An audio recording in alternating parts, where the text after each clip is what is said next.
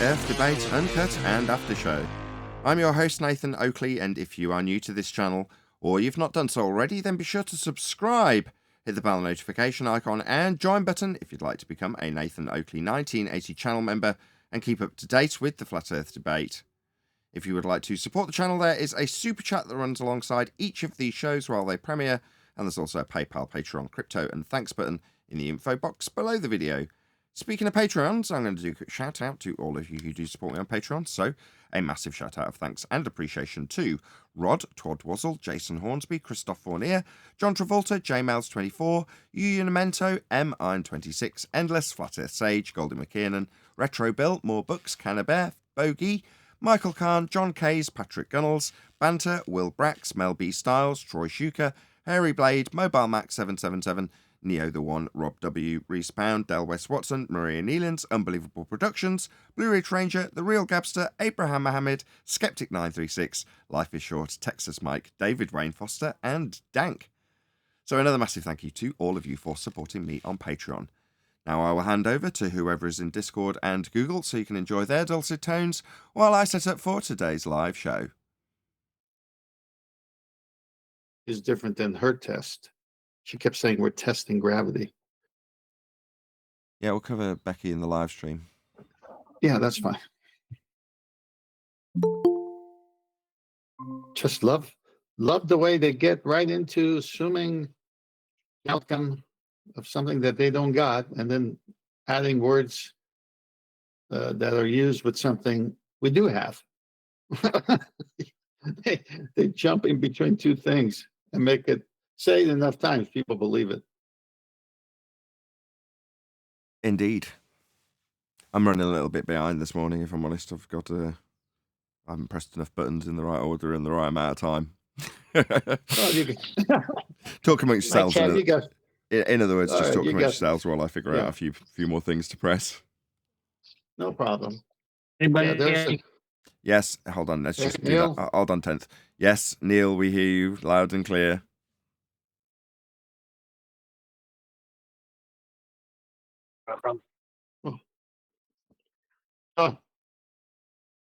Who's here on the, well, Nathan's pushing buttons. Who's here? Talk. He's got Righteous Force is here. One deck's in the area. Oh, God. I really want to level these guys up, Neil. Please.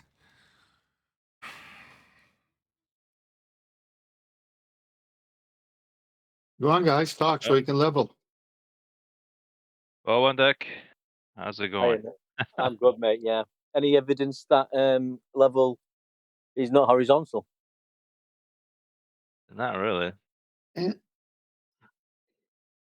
So the sea level is horizontal then? Sea level is horizontal, yes. Yeah. Use it for our baseline, don't we? The elevation angle when out at sea. Navigating. Yep. It's just obvious. It's at 0 degrees. It's level. It's got 0 degrees. So why would they put 0 degrees on something? I don't know. I'm afraid to say. Is he leveled up yet? Oh, he's doing it, but he needs to level Discord. So that's why Discord's talking. Oh, but it's driving around the bend. No, it's all good. It's just a clear chit chat between you all without Neil constantly rumpusing everybody is all I need. Just if Discord's talking, you know something? Hold like on. now, I'm trying to level me, but of course I can't level myself because Neil's talking through me while I level myself. Very irritating. Right, I'll give up. I'm still here. I didn't choose the flat life. The flat life chose me. At this moment, I'm exactly where I'm supposed to be. I've had plenty of ups, I've had plenty of downs. At times, my life has been spun around. I'm now observing myself on flat level ground. I didn't choose the flat life. The flat life chose me. We all end up where we're supposed to be. Things happen for reasons between you and me. Providence is a friend of mine. me and Flat Earth are doing just fine. I no longer fight it. I just let it flow. In the end, the globe had to go. Things happen for reasons between you and me. Just open your mind, you'll eventually see. That's how the flat life in the end chose me. Good to see that you're back in reality. I just read that, so I was chatting for a bit longer for Nathan to Very nice. tune in. If he's not leveled up by now, I give up. How about that? And I listened in yesterday on a show, and I listened to everybody interrupting everybody, but yet one gets fingered every time. Get a little tired of it. So today, I'm strictly on mute. That won't last long, you know. I was just gonna say, did you ever see the Twilight Zone when they make the bet with the guy that he could not stop talking for a certain amount of time, and he winds up winning the bet because he had his vocal cords removed? So that's the only way to stop.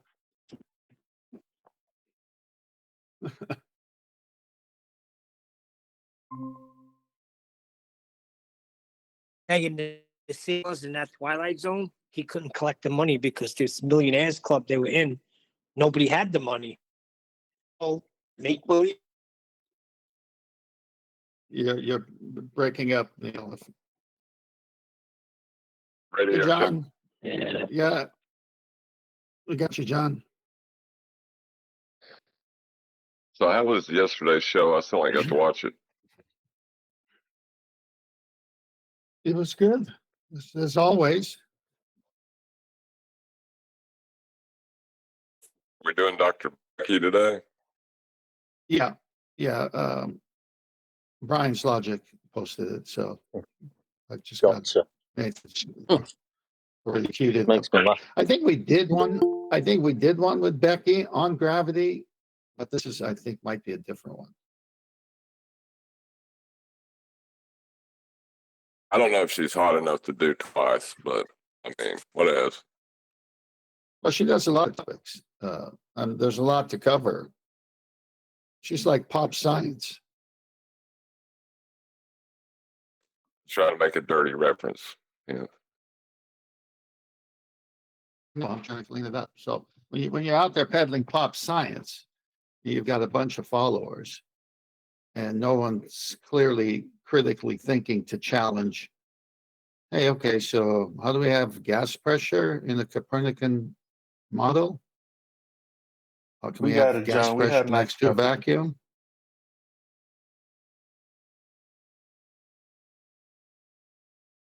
The whole thing is lived because nobody stood up to it. Well, actually, people have stood up to it. I'm reading books from the early 1900s and mid to late 1800s. People having the same arguments we had about gas pressure.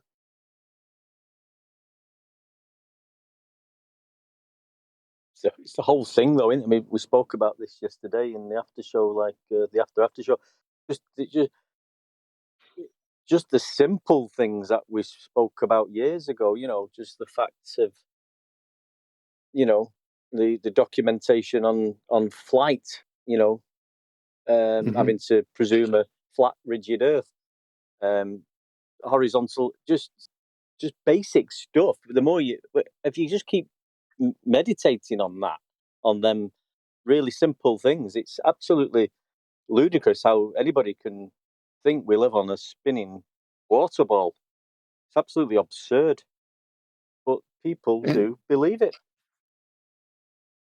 Well, when you control the mechanisms of what their eyes and ears hear every day, i.e. the media, books, universities, the whole education process, and you constantly reinforce it, it becomes consensus.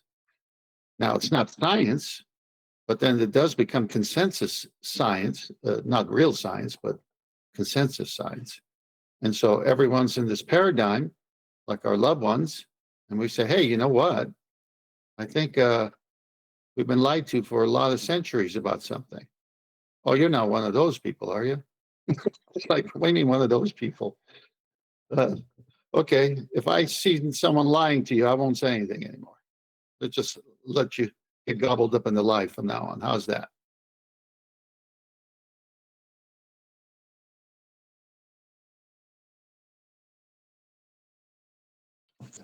The Hello. only thing I can compare this to is in the Bible. Like, I ain't saying it is, but the great delusion at the end times is the only thing I can have any context to compare what this is. Well, God Not will send a really. great delusion. God will send a great delusion, but it's already said the reprobate minds in Romans chapter 1. God gave them over to this. So it's consistent in the Bible. So that they may believe what is false. Right. Correct. Because they It's- would not look at nature. They would not look at the things that were made. They would not give God the creator glory for it. They would, of course, come up with evolution to take that away from our young minds as you're going through the education process. Well, what? No, this all happened by chance, etc. So it's right there in Romans chapter 1, clearly. Also, I noticed that guys. Good morning, morning. Adam. I noticed talking about FE is almost like talking about the gospel, right? Either they want to hear it or they don't want to hear it, and if they don't want to hear it, they're not gonna find anything about it. So Well, it's not the same. I wouldn't put it in that pedestal. I would just say any truth that the system wants you not to look into is what FE falls into. Any truth, whether it's evolution or, the thing with the vaccines or whatever. Thank you for replying to my message, by the way, Adam. It was a bit more complicated. I wanted to, but I've got COVID, so I'm a bit low on energy, guys. I've been a bit poorly this week. Okay. Yeah, fun. But just to respond fully, it's a funny one. There isn't one. It's like the greatest example of accumulated knowledge that you kind of put together, be that from prehistory, the Bible will describe certain things, which gives you indication with regards to germ theory. And then I suppose in modern times, you've got people like Pasteur and Robert Koch, probably the most, I think, sensible to cite, along with Koch's postulate.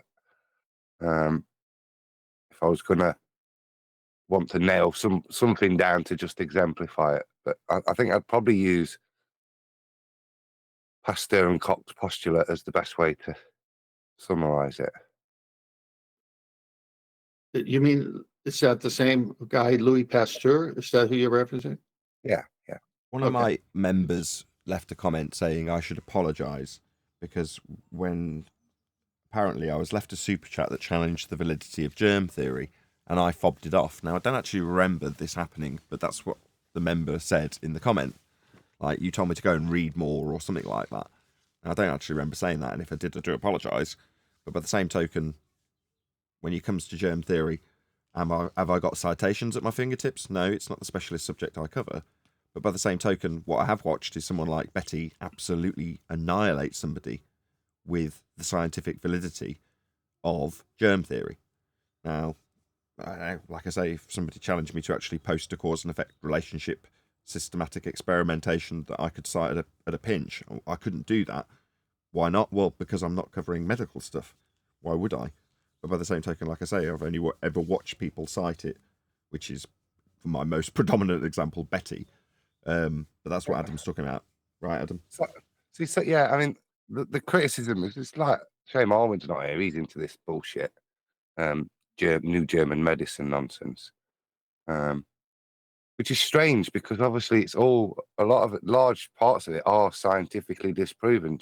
New German medicine. They would suggest there is no pathogen, no germ. That was a question we were supposed to answer yesterday. What's a germ? So it's not just bacterium; it can be anything, fungus. It's just the pathogen that's communicating the disease from one individual to another. But that's the thing with this. It's come out pre-COVID, didn't it? That viruses and these things, even because we've not seen the virus per se, we only see the viroids. What is a virus? A virus is things that produce these things. So maybe the modern vaccine is now a virus as well. You know, that's interesting you would say that, because the COVID-19 virus is known as the black swan of germ theory, because it seems to contradict how germ theory is formulated. Okay, I'll drop something in. First, Why? Adam, can you just qualify what you do, just so that nobody's having a go at me for putting out misinformation or ill-informed information, let's just say. Yeah, I'm a registered and still practicing pharmacist. Perfect. Now, in the same way as when you've got heliocentric claim to be science that is climbing on the back of valid science, even the terminology itself. So as a better example that I could, lay citations down if needed, would be things like the hijacking of quantum mechanics with quantum gravity. So you've got bullshitters lending credence to their own nonsense with the words of science that has been scientifically validated. Well, that's quite a lot to digest and pull apart, and you've got to have a fairly good knowledge of the subject matter to be able to do that and disseminate that. Now, when it comes to things like germ theory, I don't have that. That's the bottom line. I don't have that at my fingertips. So perhaps it's my own arrogance, because I've witnessed the winning argument. I know it's right. I've confirmed it with QEs, told it to me. I just haven't absorbed it in the same, can you tell me that 10 more times, way that I have with the specialist subject that I do cover. So when someone challenges me on it, it's one way you go, actually, you may not know it, but you've got me on the back foot now. Because normally when it comes to things that I'm so blasé about, and in that video, and I'm going through it and saying, this is pseudoscience, and I know when it comes to astrophysics, I can definitely put the stamp on it. This is science when it comes to germ theory, I know I can put the stamp on it. But then when someone goes, well, define a germ, that's where I fall apart, right? And I'm not going to pretend that I know more about a subject that I don't know much about, other than watching somebody win with that subject and having a vague education in it from Quantum Eraser himself. I'm not going to pretend to be something I'm not in that regard. But on the other hand, I'm glad that Adam's here for the very reasons that we've just had this discussion. On the other hand, if I seem dismissive, that's my own, to the guy who super chatted, that's my own failings. That's when people don't know something, they'll often be dismissive because of their own lack of confidence in the subject. Oh, you should know better. No, that's my projection. If that occurred, like I say, I can't specifically remember it. I vaguely do now. Adam's detailed someone asking to define a germ. I remember that. If I'm being dismissive, it's because of my own self-confidence issue. In other words, I don't have enough information on it, so I'm going to project that onto you. And I'm just going to be honest and say that's what would have happened in that scenario, because I'll just disclaim my own ignorance in that subject. But cocky and confident when I'm pulling it apart, because I know I'm right, but I don't know why I'm right. And I'll just be admitting that when someone challenges me, I'm not going to be able to justify it enough, so I've fobbed you off. So, yeah, my apologies. That did happen, Nathan. There was a super chat came in about the germ theory issue, and you did fob off whoever it was. Sorry, Adam. Well, no, I was just saying, what was it? There was something like something that I can't remember what this is. I'd have to look back at the show. I can't remember what it was, but someone was challenging the germ theory, validity of germ theory. Because what I remember from Betty is that she proved that there was no maths for germ theory. That's correct. It's a theory, not a formula. Yeah. But that's all I know about as far as I don't know about germ theory. I don't know about you, Brad, but this thing's been running around for a while, and they keep popping. Somebody, I think LVA Paul or somebody stuck it in the chat the other day, and I said, it's this German new medicine where I don't think they deny bacterium. It's just things like AIDS and this COVID. Apparently, if there's anything that's a sign of virus, it's now a multi-dimensional manifestation of the proteins that humans have, which are the symptoms of the virus. Even though the virus itself doesn't exist, it's just a mechanism for the body to realign itself by excreting the bad, negative things which manifest like COVID, etc., etc. It seems, I'm being respectful, there might be stuff in there that psyche and psychology play a part in illness, but to pretend that it's a manifestation of correcting one's inner balances, viruses, is a leap very, very, very too far to me, and is contravened by lots of other medical evidence. I would dare anybody to head off to the nearest gay bar where everybody's got AIDS and not use a condom because they feel their body's in balance. And this appears to be the fundamental claim that things like viruses are not communicable diseases, that they just happen based on your body's balance. desires to realign itself. Yeah, and that just seems fanciful and dangerous. That sounds retarded, that doesn't Adam. make Just say sense. it. It sounds retarded. Look, don't That's ask the the chemist to retarded thing I've ever heard in my life. Yeah, okay, but Can I ask a question? Adam's too reasonable a man to demean the various conspiratards who propagate this kind of crap. Now, Man, that was super gay. look, number one, Adam's not actually suggesting anybody goes down the gay bar and intentionally tries to contract AIDS. That's not his point. He's saying, I challenge you to do that. In other words, you wouldn't want to be doing that, I would assume, is his point, right? Just for those who don't get sarcasm or the British way of phrasing things. Anyway, there's a certain conspiratard nature where they will clasp onto one bit of information that may be correct, but then they extrapolate, and before you know it, you've got this nonsense narrative. I don't know. When people were getting banned off YouTube because the rules were a lot more strict, people were shocked and shaken when they got banned. And it's like, don't be shocked and shaken. You don't know what you're talking about. Why are you giving this information out? You're not a medical expert. Why the hell do you think you got banned? Because you've got an idea that they're lying to you. Oh, okay.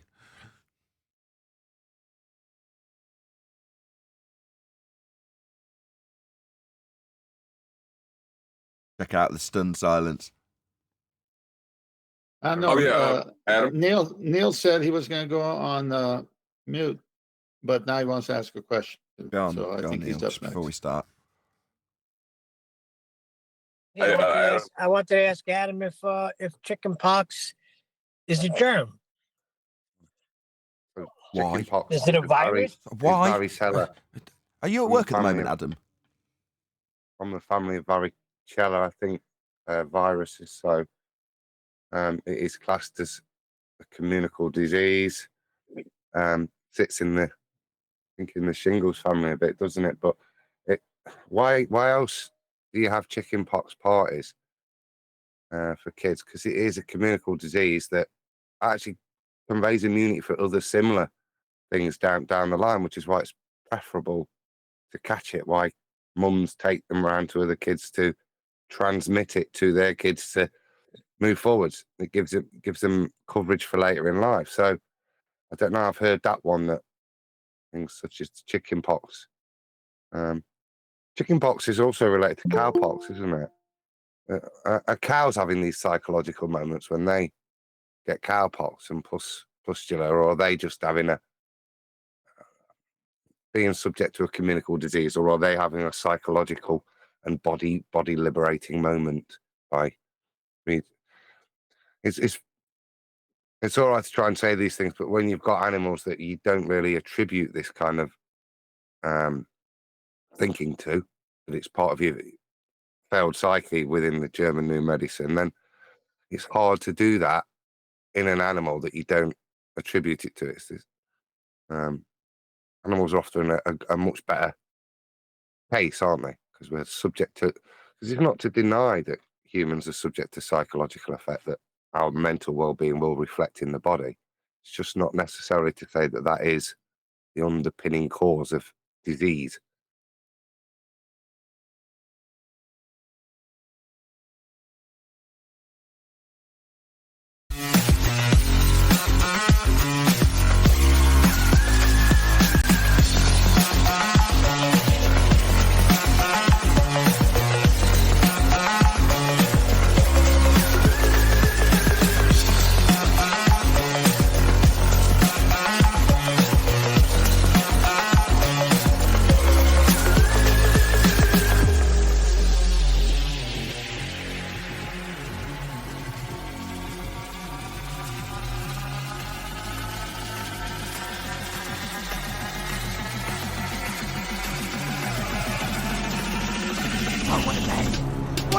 Welcome to Flat Earth Debate Live. I'm your host, Nathan Oakley, and if you are new to this channel, or you've not done so already, then be sure to subscribe, hit the bell notification icon, and join button if you'd like to become a Nathan Oakley 1980 channel member and keep up to date with the Flat Earth Debate. If you would like to support the channel, there is a super chat that runs alongside each of these shows while they are live, and there's also a PayPal, Patreon, crypto, and thanks button in the info box below the video. Most importantly, if you'd like to join the discussion, simply mute the page you are currently watching, then click the link in the info box below this video to join the panel and express your views on the nature of Earth. If you do join, please don't swear. If you do, you'll be ejected, and if you are, please don't try to rejoin the stream using sock accounts. You'll be warmly welcome back on the next stream. Please also share the show on social media. Sharing the show obviously increases the live audience, but this in turn increases the chances of a more diverse panel, so please share the show on Facebook and Twitter. Now, we are joined by the Adam Meakin, Arwin, Refracted Curvature, Neil, 10th Man, Brian's Logic, and a whole bunch of people in Discord, so welcome one and all. Neil's on mute. Hello, everybody. Good afternoon, everyone. Good to see you back on YouTube, Arwin. No, I'm not. I literally just got a strike in the middle of my freaking live show. Oh, that's no. bad timing. I Congratulations. haven't been Sorry. keeping up to date with the early Makes bird. no fucking sense, man. No swearing. What happened? You've been struck for what? Bullying. Bullying? Yeah, I was freaking the most calm person. I didn't even respond to the trolls. I don't get this. What the hell's going on, man? My freaking life's getting ruined here. Okay, just take a breath. Read the terms of service on bullying, and then you'll probably get a vague idea of what you shouldn't have done. Oh, hey. That's it. That's all I kind of advise Well, you. I apparently just shouldn't talk about anything then, because I wasn't angry. It wasn't anything. I didn't address any stupid subjects. Nothing. I was just saying hello to people and whatever they brought up, which wasn't anything about the latest thing. So it's just, Okay, I don't get it, man. Well, like I say, my advice would be go to the terms of service for YouTube and look at the section on bullying and read it thoroughly so that you can get a good idea of what your problem was. Hopefully, you won't be under a copyright strike or whatever they call it, a community guideline strike for very long. Did they give you a time limit? Well, it's going to be 2 weeks now if they just let it happen. What the hell am I supposed to do? I can't talk about anything. Community guideline. I didn't talk about anything in the community guideline strikes. I'm pretty damn sure I didn't. You don't know that. You haven't read them. So, like I say, third time, just read the community guidelines on bullying and then you'll be fine from there on in. You can skirt the Could you give me a direct link? I can't even get in there. Okay. In the pre-show, right, Adam and I had a very nice conversation about COVID. Shocking, isn't it? Because it's part of the rules and regulations. But if you know what the rules and regs are, you won't overstep them.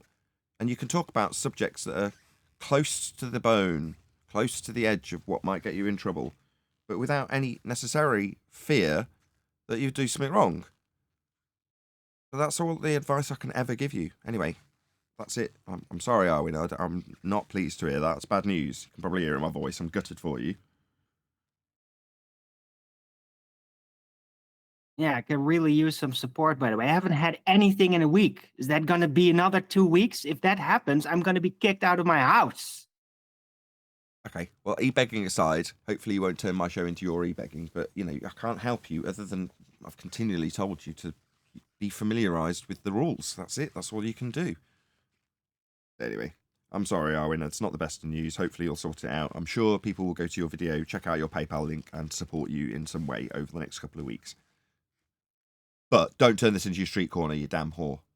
Any evidence of gravity? Right. Okay, Arwin, are you going to be okay? No.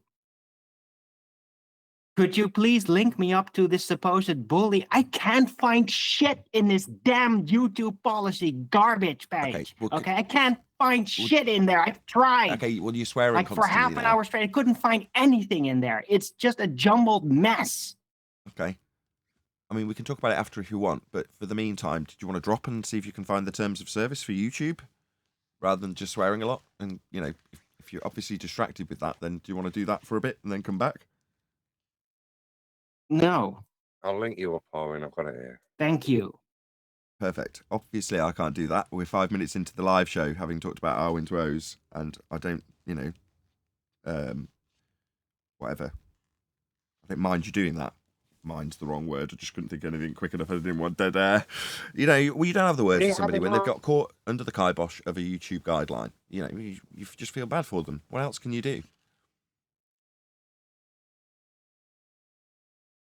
That wasn't rhetorical. I'm asking, what else can I do for Arwen at this moment in time? What else can I do for him? I think there's nothing we can do. We've got to find out what he's done, challenge it, and then YouTube won't tell you, right? But they'll give you a vague idea, and that's what they've given you. Bullying. That's it. They'll give you one word. Well, that's it. You go to the terms of service. You look at bullying. You look at what it says. That's it. That's all you can do. Anyway, I've said that 4 times. Anyway, thanks for joining us. Please share the show. Smash the share button.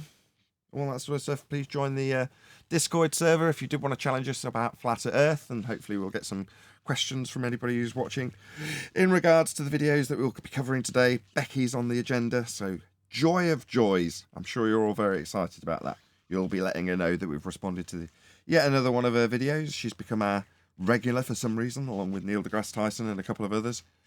But yeah, we'll get to that in a minute. Anything in the Flat Earth realm before I go to a couple of housekeeping questions, just to break the ice and break the tension of Arwen's recent community guideline strike?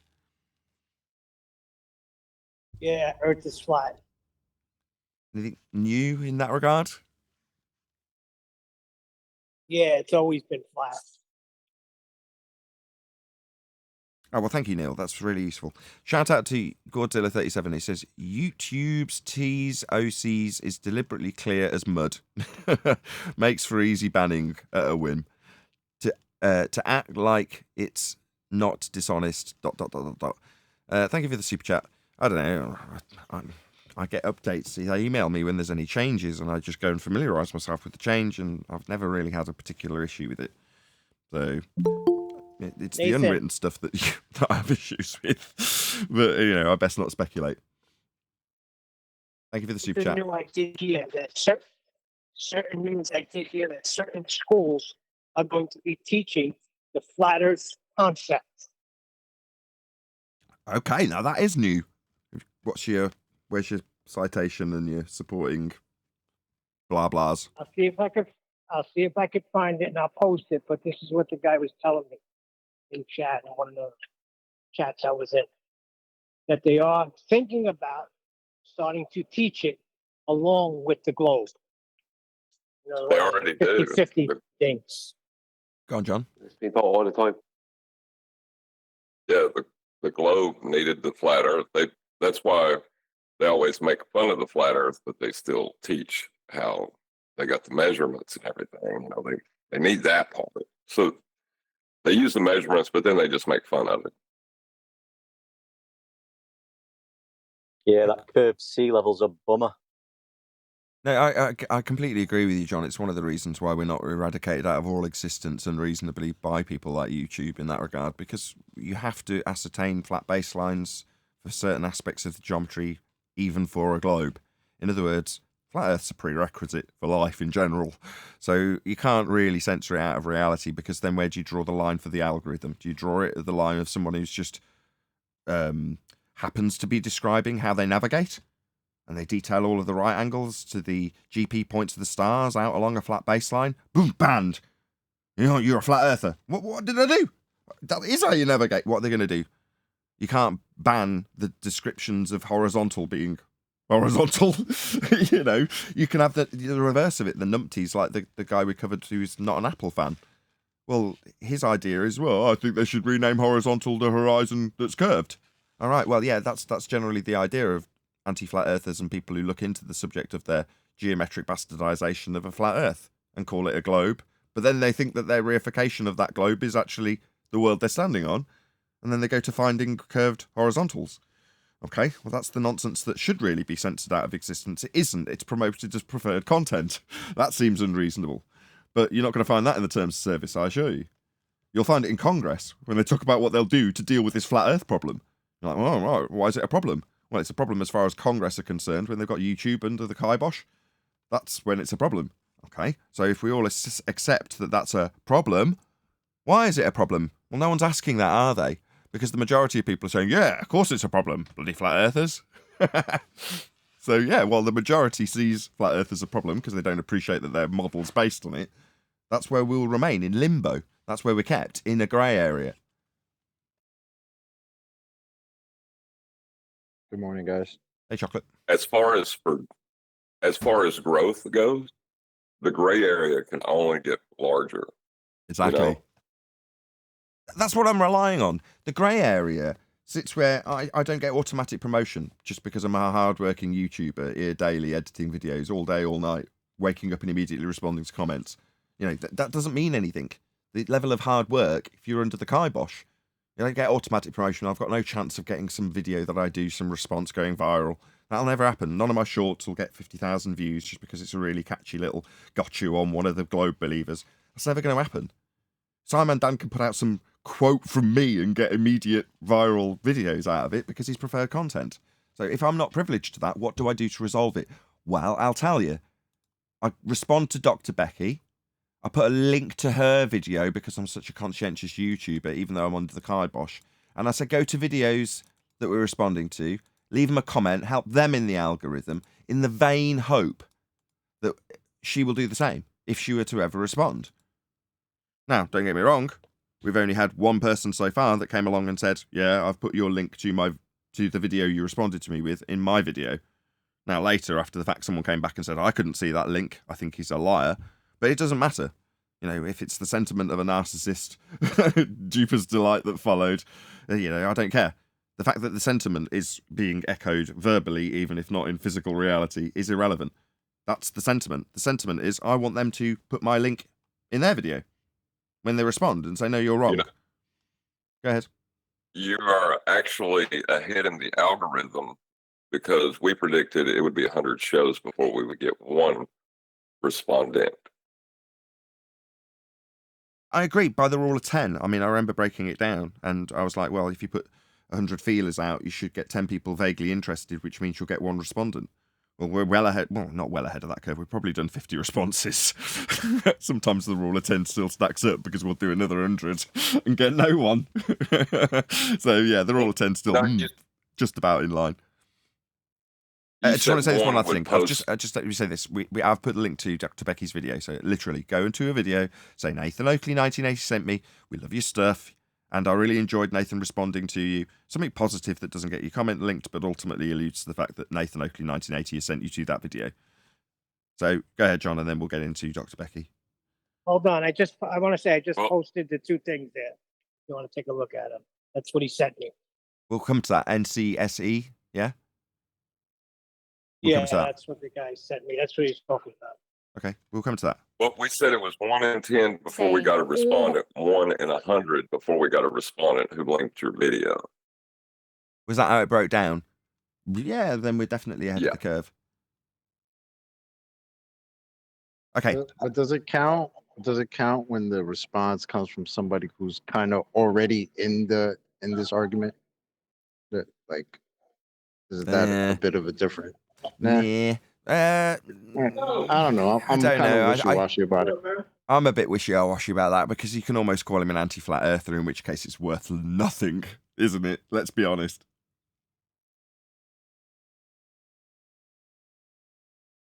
Either way, let's do a bit of Becky. Was there something else, John? Or if not, we'll crack on. Well, I would say that the anti-flat earthers, because of the way YouTube is being controlled, have regained a usefulness because it's really our only mitigation of pushing the truth out, even if it is through the warped lens of their psychosis. His theory of general relativity is the best description we have for how gravity works. Everything from launching satellites into space to how planets orbit around the sun and how the sun orbits around the Milky Way, and also how stuff moves around black holes. Every test we've put it through, it's passed with flying colours. So does that mean that we can all just sort of pat ourselves on the back and brush our hands of it and all go home because job's done. No. We are still testing gravity. And Okay, so first problem. She's ascribed everything in the known existence to having a causal link to gravity, and then disclaiming after causally linking everything to it that they don't know anything about it. Okay, so what's the problem? What the problem is that gravity is a pseudo concept in a pseudo geometry. It has a dimension of time that bends, and that's ascribed as causal. It's not. 83 people watching. Please share the show. Well, she described a pseudo reality of planets and black holes. So maybe that's perfectly legitimate in the pseudo reality. Well, she also said every test. Well, I'd like to see those tests. I think it's equations that she means. Uncle Ben says, dungarees on an adult, mental. I don't know about that. I spent the weekend in Birmingham city centre with my wife looking at various different shops that were very high fashion, and dungarees are a thing at the moment, as far as all the dummies were concerned. And I mean dummies with, clothes on them. Also, shout out to Godzilla37. Thank you for the super chat, Uncle Ben. Derogatory though it was towards our esteemed opponent, who we hold in very high regard, Dr. Becky. Godzilla37 says, make your dislike of Becky's opinions known today. Soon, that too will be censored out. Right, so you're saying if somebody disagrees in a negative way, you'll be censored out of all existence. Yeah, possibly. Again, I would describe that to human nature. Maybe I'll come up with my example of that happened to me yesterday on someone's live stream chat. We'll maybe get into that later, but thank you for the super chat, Godzilla37. Really appreciate the support, both you and also Uncle Ben. Thanks for the super chats. As far as Dr. Becky and what she said, the first thing that I would jump on would be that she said that that general relativity passed with flying colours every test that we put it through. Now I know Ted Mann already mentioned this, but what are these tests? What are they? That they about the maths for general relativity match the maths for general relativity? No way. That's uncanny. Because that's all that happened. They matched the maths for general relativity with the maths for general relativity, and it turns out they always match. I mean, that's like 2 always equals 2. It's like phenomenal. That's what I heard. That's this crazy mania. We're coming up with different theories of gravity, which we could also test our understanding of. Okay, so we're into the hijacking of science. So someone left a comment saying, I like Nathan's videos, but every time I come, it's basically the same thing. You watch about 15 seconds of a video, point out how it hasn't got scientific validity, and then play another 15 seconds of the video, prove that they haven't got any scientific evidence for gravity, play another 15 seconds of the video, describe how they're not establishing cause and effect reasoning with systematic experimentation, play another 15 seconds of the video. And I'm like, yeah, that is the world we live in, and not much is changing around us. So yeah, we'll continue to go through every video, and they'll always have the same exact criticisms of them. So in this instance, she's talking about testing theories when theories come after testing experiments in the scientific method. So the order would be hypothesis, then scientific test, that's experiment, then theory.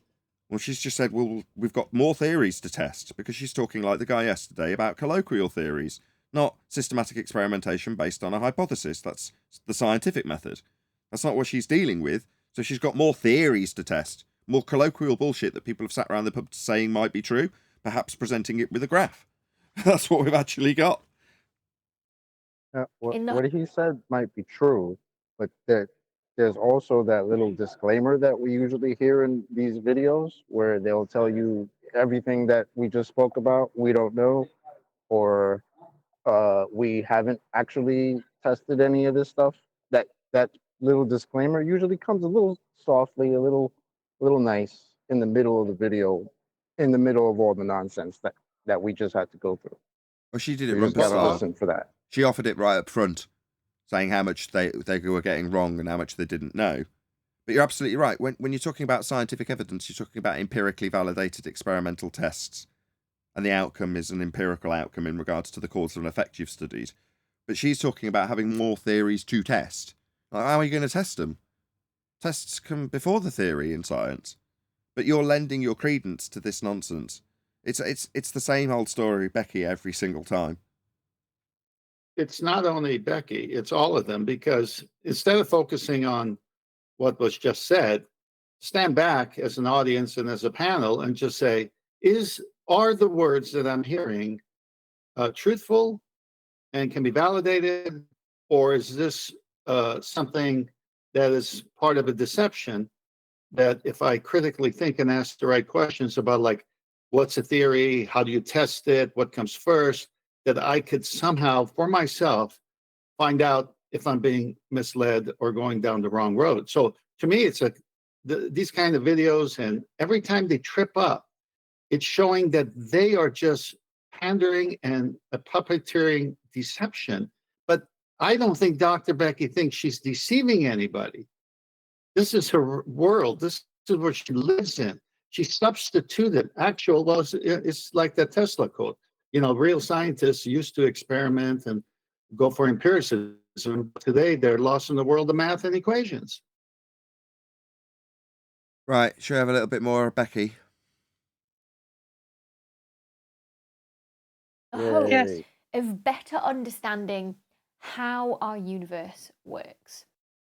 So let's kick things off with a little bit of a reminder of some science history. Isaac Newton is credited with the first explanation of what gravity is. In science, an explanation would be a validated hypothesis. In other words, you explain what caused the effect you studied.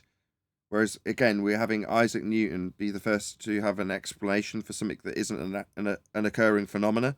Because what he's about to describe is an object of mass, in his vernacular, falling through the medium of air. Well, air, in the same vernacular, has mass. And he's moving in all directions. But he's going to be the first to describe this? Yeah, it's amazing how you can con people with maths. Every single particle is attracted to every other. We'll hear that again. Go ahead. It's interesting she brings up Isaac Newton, because he said he claimed no hypothesis. He claimed no science. What is she on about? Exactly. An absurdity. Exactly. Go ahead, Chocolate. No, I just wanted to add, yeah, he said it's an absurdity. And anybody with any faculty of philosophical matters would just disregard this nonsense. But here it is, described to him. Okay. Right, Okay, him this being is perfect. Him being Newton, by the way, we're talking about the words of Newton. We're quoting Newton in a letter where he's saying, I feign no hypothesis. He's saying, or maybe that was in the Principia, I forget. Either way, in one of the letters, he's saying that he wouldn't want this ascribed to him. This is gravity. The one that she's saying he was the first to give an explanation for it. All right. I feign no hypothesis, according to Newton. But she's ascribing it to science. Well, she's just wrong. And in the words of Newton himself, it's not science. But she's saying it is. Right? She's calling it a theory. All right. Well, afraid not. Well, right here is a perfect example of what I said earlier, meaning we just heard her say it. Now we can say, hey, Dr. Becky, do you know that, that there was no hypothesis for this, and he never claimed to have one? In fact, he kind of talked about it as, you know, he wasn't even saying that. What do you got to say for this now that you quoted the man's name? I mean, he literally said, like, that this force that could act between two different masses, it's just nonsense. And she's about to go right into how that works and then put it on his name. Like, that's insanity that they do that like that, just flippantly. Got a warning from Google saying my internet's screwy. Just did a speed test. 395 down, 21.4 up megabits per second. That's perfect. What's it talking about? Anyway, sorry. Just a distracting message from the server that you guys are in on G+, or the G+ server. Anyway, sorry for that distraction. We'll carry on. Science history. Isaac Newton is credited with the first explanation of what gravity is. That every single particle is attracted to every other particle in the universe by a force. And that force depends on how massive those particles are and how far apart they are. Newton. Okay, so let's just debunk that. Right. Gas Okay. has mass and would be described in its behavior with elastic collisions. It's not attracted to other gas particles. In fact, if you describe when they're interacting with each other at the literal minimal distance, they repel each other. Yeah, elastic collisions. Totally debunking this assertion in every way, shape, and form it could be made. Anybody else? Okay, can I debunk her with Isaac Newton's words himself? Good. I'll just read part of the quote. That gravity should be innate, inherent, and essential to matter, so that one body may act upon another at a distance through a vacuum without the mediation of anything else, by and through which their action and force may be conveyed from one to another, is to me so great an absurdity that I believe no man who has in philosophical matters a competent faculty of thinking can ever fall into it. End quote. Isaac Newton. So keep going, Becky. Yeah, these are Isaac Newton's words. Yeah? So what are you talking about, Becky? Even the man himself says no. Yeah? And gas behaviour completely debunks this. Even wrote that down as a few equations, and those equations allowed us to predict where cannonballs would land and how high we could throw a ball, and even the orbits of the planets. Yeah, Brian. Yeah, if air was a mass and that mass was given weight by a force of gravity, then objects would weigh less in a vacuum. Objects weigh more in a vacuum, debunking the whole any claim of gravity being in existence and it being a force of attraction between masses. I Also, go on, John. I was going to say also, Newton's equations don't account for returning Earth within them. So, like, it's stating a stationary Earth within the nonsense. So cannonballs. What do cannonballs and apples have in common? They're both solid. They're both heavier than the medium they exist in, air. So what are they going to do? Go up or come down? Right, let's give you a quick quote. I got this for just this occasion from Quantum Eraser because I couldn't dig it out at a pinch. Okay. This is from Richard Feynman. Quote, "The discovery of quantum mechanics first, and then in the behaviour of light, and then in the behaviour of matter, finally culminating in 1926 with a full equation of quantum mechanics which told us that the laws of motion of Newton were not right and had to be modified with other laws which are quantum laws of motion." End quote. Richard Feynman, Nobel laureate physics. Just to go to Newton, I pulled up the Principia one where he mentions gravity. So in Principia, Newton describes gravity as an ever-present force, a tug that all objects exert on nearby objects. The more mass of an object has, the stronger its tug. Increasing the distance between two objects weakens the attraction. That's his description, his theoretical description. But I think just point out here as well, the truth is Newton could only describe gravity, but he didn't know how it worked. In his own words, gravity must be caused by an agent acting constantly according to certain laws, he admitted. But whether this agent be material or immaterial, I have left to the consideration of my readers. And I'll point out that it's 300 years that sits there before anybody does anything with it. It was so profound and useful, actually, of proving gravity itself, that nobody does anything with it. They just let it sit there. It's not until we get down the line that we start to invent the forces. But at this point, it's just something that could be, but it's not attributed to anything. And Newton, from my understanding, makes great strides to distinguish what he observes and what he can prove and demonstrate. Right. Quick couple of shout out. And then I'm going to have a sidebar that I didn't expect to be having, but I'm going to put the segue in anyway. I alluded to it earlier. Gas fills space. Level means flat. 4 more hours. Thank you very much, the price of Adam, for the super chat. Also, is that Original D Rose? Thank you very much for the super sticker. Really appreciate it. So yesterday I got put in a timeout on one of the channels that I watch as a bit of escapism from Flat Earth. So before the Gwyneth Paltrow trial that's currently taking place, it was the Johnny Depp trial. Again, just a bit of escapism. Celebrities and their first world problems.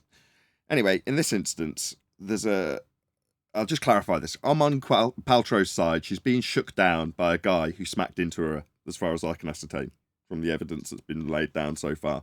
But no one actually saw it happen. They saw just before, just after, there was people right around, they were there immediately, but no one actually saw the impact itself, right? Now, based on that, this guy's shaking her down for 3 million and then reduced it to 300,000. And part of the issue is that he's got cracked ribs. Interesting to me, I've just had cracked ribs. So I'm interested from that perspective. Now, they bring in an expert, Paltrow's team, who I'm on the side of, and I believe, right? And he starts talking about the force in Newton's, gravity, F equals ma, right? He's got the whole shebango based on Newton and the laws of Newton. The problem that I saw in his evidence that he gave was there wasn't any measurements. It's the same old story we deal with here. He keeps referring to his calculations that he's made. He throws up on a whiteboard a load of seemingly complicated maths to a lawyer, but he just throws up some maths that the majority of people probably didn't follow along with, and then he declares who's at fault. He's the witness, he's the defendant's witness. In other words, he's on Paltrow's side. Right, so you can imagine what his conclusions are. But those aside, which I even agreed with, the conclusions alone, but the basis for the conclusions were utilising aspects of Newton that I know are wrong. I've just read out Feynman's quote. And, moreover, my point was to say there's no measurements taking place here. Right? He's conjured everything he's given you out of thin air. It's calculations only. No one even saw the damn thing. Did he measure how much newtons of force were on the guy's bloody ribs when Paltrow fell on him? No. He's got no measurements. Just calculations. So he's got the conjurings of the words, in this case the language of maths, to create forces and how much would break ribs. You know, this is conjured out of thin air. Show me a measurement. There isn't one. Further to that, the laws of Newton are wrong. They're not right. That was my perspective in the chat. I'm a Paltrow fan and I got timed out for it. Told to stop spamming and things of that nature. When I'm pointing out, this is on a channel called Legal Bytes. So I actually like the channel host, and I said to her in the chat while this was going on, you know, because there's a bit of a kerfuffle about this, because I'm essentially disagreeing with the evidence being presented from the side that everybody else is on, so including me. So when someone challenges the basis of the evidence being presented, which is me, saying I don't agree with this because he hasn't got any measurements, that's my main overriding point. And then when people start talking about how valid Newtons are in his calculations, I'm like, oh, Newton's not even right. And then I start getting asked for citations. And I didn't have a pinch, hence me asking QE for that Feynman quote, to be honest. Not because it tied into today's show, because I was furious and I couldn't find it at a pinch. Anyway, the point is that for that, I got kicked out of the chat. Not banned, maybe I was, I don't know. But I was furious. I was like, goodbye. I'm unsubscribing in my fury, stomping off in a huff. But actually, check her out. She's very good at Legal Bytes herself. This is one of her overzealous mods in this regard.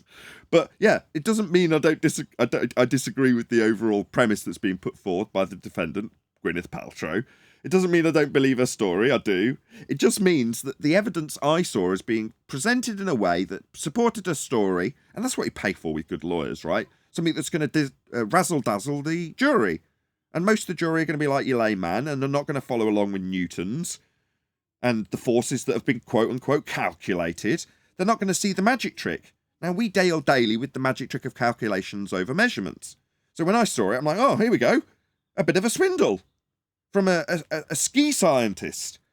And you're like, no, I can trump that. I've got Feynman. If you want to argue with me about whether or not the Newton values are correct, notwithstanding the fact that certain aspects of it do work in the medium of air, doesn't change the fact that ultimately the laws of motion of Newton were not right, end quote, Feynman.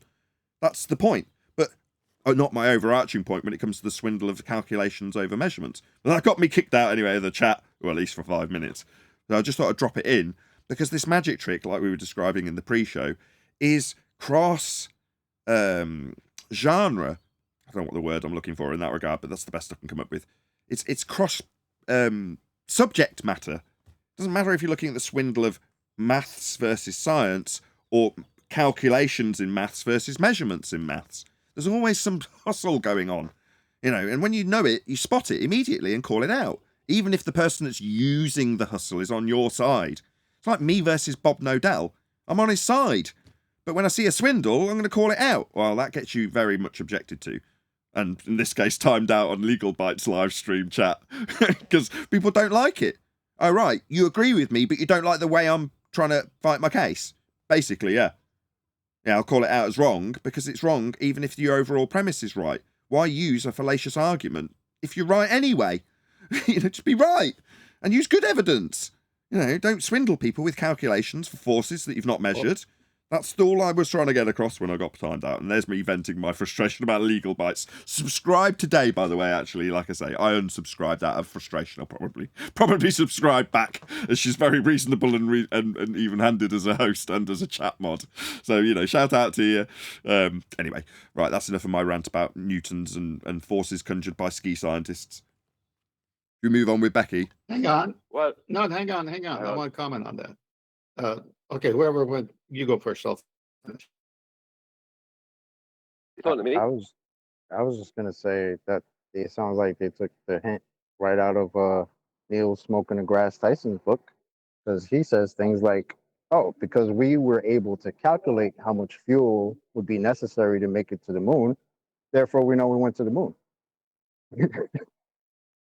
I mean that Yeah. checks out. Sure. Couple of shout outs. Well, I see a parallel. Just let me shout out Go on. these. JML24, thank you very much. 4 more hours. Thank you very much for the super chat. Also, Original D-Rose, thanks again for the super chat. Really appreciate the support. It says, come on, everyone. At least give Becky credit for being such an impressive, identical, unsexy version of the late, great comedian Benny Hill. No need. Thank you for the super chat, though. Really appreciate the money. Really appreciate it. Godzilla37 also says, D Rose makes a valid point. They're both hilarious. There you go. Thanks for bringing it back onto a much less derogatory way of putting it, Godzilla37. They're both very funny. 100 people watching. Woohoo! Please share the show. Go ahead, 10th man. Sorry to interrupt you. All right, no problem. So this parallels what we talked about earlier. So when you sent that chat in, or you typed it in, you got timed out. You got timed out because they're under this belief system that you're going against established science as proven, blah blah blah. Okay, you didn't have the quote handy, but now you do. But now go to our genre where we're involved in. We're saying, hey, not everything they told you about gas pressure adds up. In fact, they can bring it in a container and you can't even have it without a container. So how do you have it next to a vacuum? And then guess what? You get labeled a conspiracy theorist. Well, did I say I'm a conspiracy theorist, or is that a label that someone designed for me because it's against consensus science, which is their consensus reality? So because it goes against the grain, they time you out or call you a name like conspiracy theorist. And then all of a sudden you start showing that there's no way you can have gas pressure, and you cite NASA, for example, saying you need it to hit the walls of a container. And then hopefully they stop calling you a conspiracy theorist. But do they? No, they don't, because everyone's under this deception. Now, if Newton himself didn't say it... You're breaking up quite badly. You're breaking up quite a lot, actually, 10th. You can hear 90% of what you're saying. Sorry. But you're breaking up. Okay. All right, I'll stop. Any other comment in regards to my Legal Bytes little moan, or we'll move on to Becky back, because otherwise we're getting segued so far. Becky, go ahead, Brian. Yeah, no, well, what I'd say about the legal thing is that it's an absolutely crap defense. Is that your best defense? I'd tear that apart if I was that guy and I had the information I have now. So it's a rubbish defense. And the fact that they're going against you, I mean, I'd get rid of them. If that was what the lawyers were coming up with, if they're supposed to be defending me, if that's what you got, you're gone. That's horrendous. Anyway, forget about that. It's more But a complex lot than of that. people This particular evidence is in opposition to a different medical experts' evidence that originally posted claims that were to suggest that there was 1/4 of the force being imposed on one of the parties, and his maths all used newtons and gravity and didn't have any measurements either, which would be my overriding point in this regard.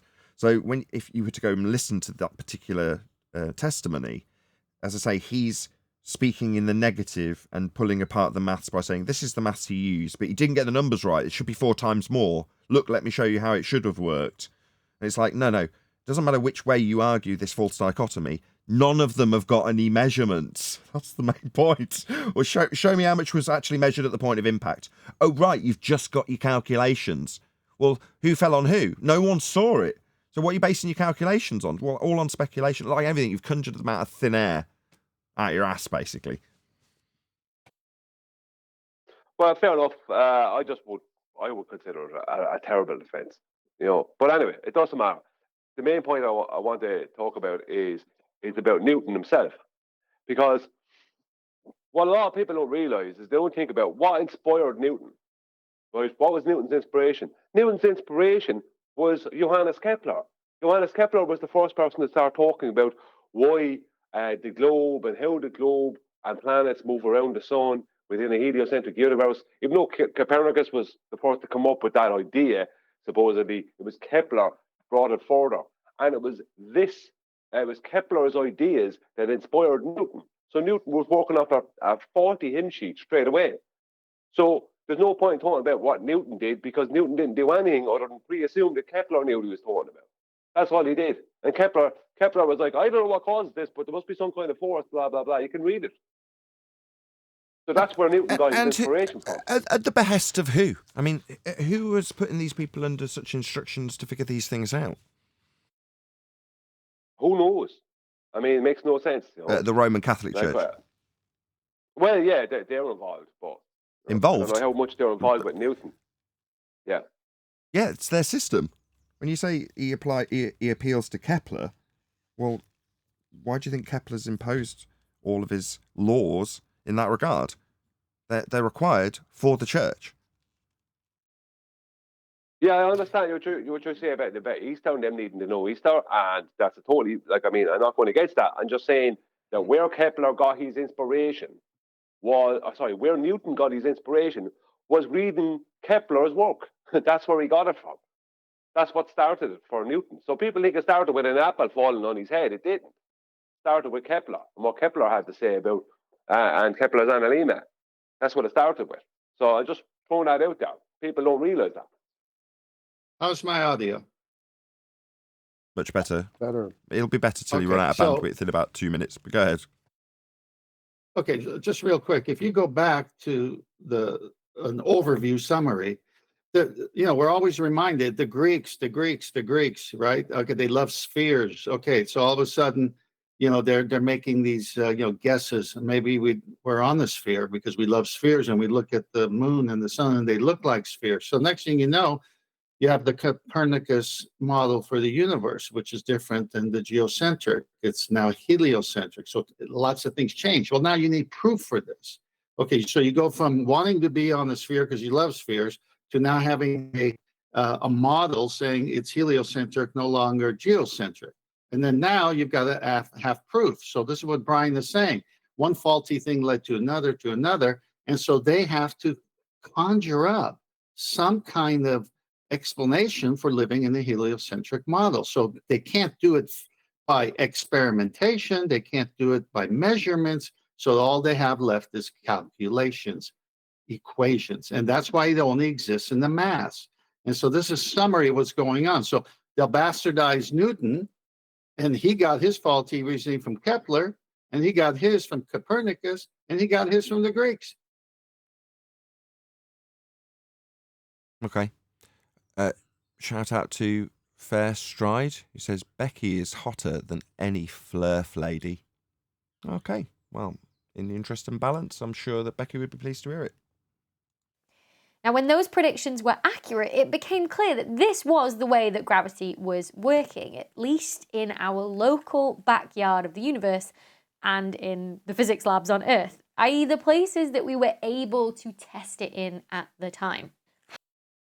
Test? Sounds like an experiment to establish the cause of a natural phenomena. Test would be to vary that which you assume causes an effect you've studied. Okay, so what are we studying? Again, What's the phenomena? I'm sorry. Q win balls in the shed. Well, she's talking about Newton. That's Cavendish. Yeah, but Newton didn't have any tests. No, he found no hypothesis. There you go. In the labs of physics, what does that mean? In little rooms that they call physics labs, that if anything's discussed, emailed, calculated on a whiteboard, you can call it science at the end of the process, because it's the room of science where the science comes out of. However, the planet Mercury threw a bit of a spanner in the works. Newton's equations didn't give accurate predictions for Mercury's orbit. Again, predictions. All right, you mean plotting the mechanisms that we see in the sky? Okay. Now, when you say you got it wrong, well, that's because all he was doing was calculating it, and calculations aren't measurements. So what? It didn't match up with reality. Okay. So what?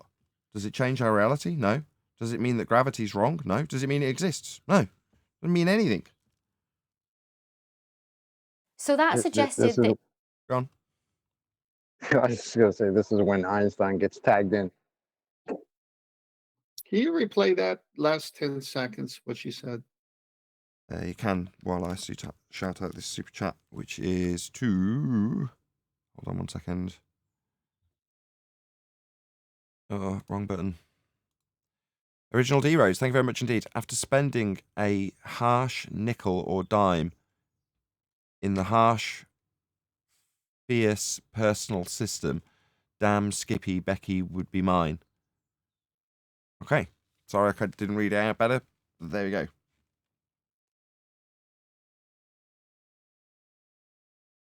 They want 10 seconds earlier. The planet Mercury threw a bit of a spanner in the works. Newton's equations didn't give accurate predictions for Mercury's orbit. So that suggested That's that it. his... Okay. Newton's equations. Right there, it's telling. Well, first of all, Newton didn't do it. Second of all, you're saying if he did, they were equations. Where's the measurement? Where's the test? It's all in the math. theory and his equations were flawed somehow. Yeah, that's convoluting the two, isn't it? Theory / equations. No, theory comes after experiment. Equations are the language of maths. So along came Einstein No, you're missing in the point. 1950. You're missing. I Sorry, don't think I'm missing anything, Brian. How dare you? Go ahead. Yeah, you're missing one massive thing that kills all of us anyway. And I thought that was what Tent was going to talk about. That's why I didn't come in. No, she said for the orbit of Mercury. What orbit? What's that? Oh, for the begging the What's question. Yeah, I did hear it, but it didn't slip me by Yeah. mentally. But yes, made a mental note of her begging the question orbits that this is based around. But I think Tenth did mention that immediately, or was it John? In other words, this is taking place in all their begging the question paradigms of orbits and gravity and space vacuums and sphere Earths. No, this was good that Brian isolated that because there's so many begging the questions just within the statement. I focused on one, Brian focused on the other. They mix so many of these things that don't vet out at all in reality. All of a sudden, Newton is wrong because Mercury is in orbit. Wait a minute, orbit? Where'd you get orbit from? D Rose corrects me from the chat. It says penal system. My bad. I've moved my chair back 6 inches and I didn't pull the monitor closer, so I'm actually really struggling to read the chat. I should really do something about that, but I'm lazy. I'd rather just strain my eyes, D Rose. But yeah, my bad. After spending a harsh nickel or a dime in the harsh, fierce penal system, damn Skippy, Becky would be mine. See, I can read. I'm not actually thick. Thank you for the super chat again, D Rose. 15 with his theory of general relativity. And I've talked before on this channel about how Mercury's orbit was actually one of the very first tests of general relativity. I'll link the video up. Again, test in science would be establishing the cause of an effect you've observed. Systematic experimentation, that's a test in science based on a hypothesis. Here, so you can go check it But out isn't- if you want. Isn't that the Now, the funny way part, that though? Brown chocolate. Sorry. I was gonna say, isn't that the funny part, though? So that supposed test of that supposed theory, how long after that theory was proposed did the test come that validated that? Maybe Brian, maybe you would know. We spoke about this real quick yesterday. 4 years later, because that general relativity is 1915, and Eddington's observation of a solar eclipse is 1919. So 4 years later, it was confirmed, right, in air quotes, that general relativity has been validated. Okay, so these two, I just want to clarify for the audience. I want to dumb this down for him before you carry on. Sorry, I want to clarify it for the audience. What Brian and Chocolate are discussing is the reverse order that takes effect in pseudoscience claims. So in real science, you start by looking at something happening and you go, I wonder what caused that. I think this causes that. That's your hypothesis. You then vary this to see if it causes that. And if it does, you've got an empirical, validated experiment. That's a test. After that, you form a theory. That's the order of science. Well, in this instance, they get a theory. What's that? What, step 5? No. At step 1, theory first. So there's the first problem. What comes after theory? No, the theory is the end of it, though, isn't it? It comes after the experiment. No, after the theory comes the test. What? It's arse about face. It's the wrong way round. They start with a theory, then they talk about the test, then they give an explanation and call it hypothesis. Right? They're going backwards in the scientific method. Sorry, carry on, Brian. Yeah, they end up with, but that's it. That's exactly it. Because what happened, let's just go back a step and we'll come straight to that then. The orbit of Mercury debunked Newton and validated Einstein, right? Supposedly. And then, but then 4 years later, Einstein was validated again when his friend Eddington supposedly made an observation of a solar eclipse that showed that space and time might be curving, right? Now, there's other people who made the same observation and they said they didn't see any of this, but that don't matter. The point is that Newton came up with the effect, but couldn't show a cause. Einstein came up with a cause, and then other people ran around looking for the effect. So it's all ass backwards. It's a disaster. I have a question. For the most simplistic experiment, or could it be even labeled an experiment? Could this be an experiment? You're at the shore, you see a ship sailing away. It disappears. And the phenomenon or the assumed hypothesis is either it went over the edge of the earth or it just went out of our vision. And then you grab a device and it's a P1000 or something else that zooms it in and it comes into appearance and you can read the name on the ship. And then you take a picture of it. Both times. Stop. Okay. No, I'm sorry. You said stop. Your independent variable was two things. So an independent variable is one thing that you'll vary. It's not an either or statement. It might be this or that, and then it's a which one will it be? It's not. It's definitely this. Is it? Well, I don't know yet. I haven't varied it. Let's vary it. So when you say it's now, what's the dependent? The phenomena. You said boat disappearing into the distance. Well, if we say bird rather than boat, let's keep it natural. You watch a bird, it flies away from you, it disappears into the distance at the horizon. Okay, natural phenomena observed. Now you've got to vary that which you assume caused that effect. So it's down to you to presume something that would cause that effect to happen. And then you've got to vary that which you assume caused the effect and make the effect happen. That's an experiment. But you don't say, it could be this, or it could be that. It doesn't work like that. It's an independent, single, on its own, alone, variable, that which you assume causes the effect, must be physical and manipulatable by you, the researcher, and it must be your independent variable in the hypothesis. So it's that which you assume causes the effect and that which you assume doesn't cause the effect in the null. That's very important.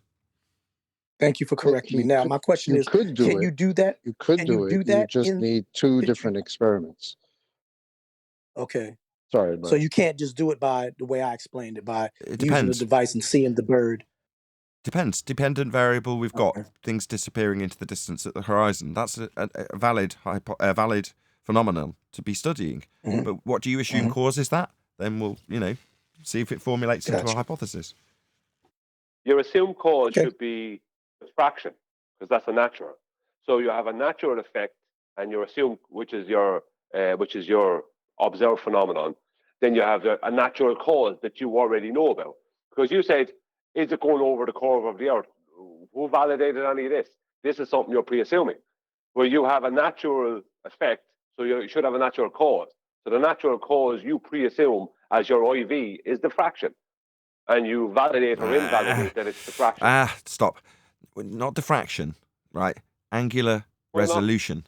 That's different. The diffraction limit is incorporated. But if you're starting from a point of a complete layman and you're going to actually formulate this into a valid hypothesis that is verifiable, then the thing that you'd vary would be the angle in the angular resolution. Limit is the diffraction limit that you're referring to. But merely angular resolution could be varied by you, the researcher, in something physical by varying your angle physically with the land. Well, the land could have the angle increase by you raising in altitude. That widens your angle to that point in the distance. Ergo, you can raise in altitude and bring things back if you widen the limits of the diffraction that you're describing as the IV. Well, you can't vary diffraction. You can vary the angle in angular resolution. So you'd do that. You'd vary the angle. That would be your IV. Yeah, but is angular resolution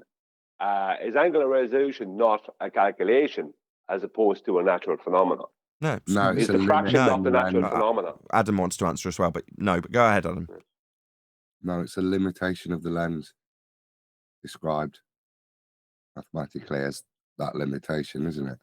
So it's just what the lens is able to resolve. That's the Rayleigh. Well, yeah, in a calculation, that's the Rayleigh criterion. But that's not what we're describing if we describe merely the angular resolution, because that's directly connected to the angle.